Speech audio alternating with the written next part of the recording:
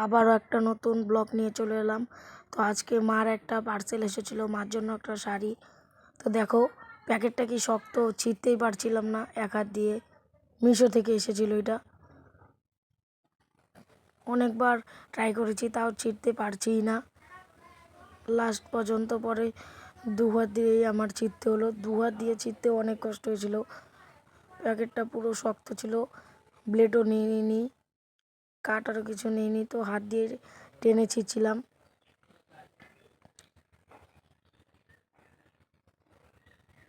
দেখো প্যাকেটটা কি শক্ত।